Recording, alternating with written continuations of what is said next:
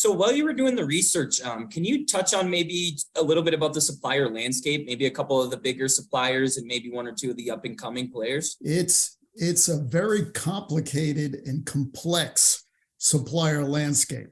This is a mature market, so there's a lot of segmentation, and you've got the things I mentioned, process plants. You've got the infrastructure. You got buildings.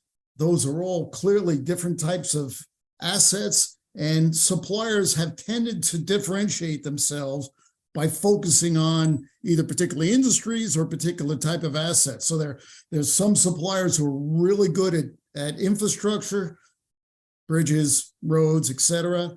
Other plants and other suppliers are good at process plants. It could be oil and gas, it could be chemicals, those kinds of things. And they have a tendency to differentiate by offering functions specific to those vertical industries. And there's still other suppliers who are really into buildings and building construction, design, and all that kind of stuff. So, and you've been in buildings. It may look simple, but you've got electrical infrastructure, plumbing infrastructure.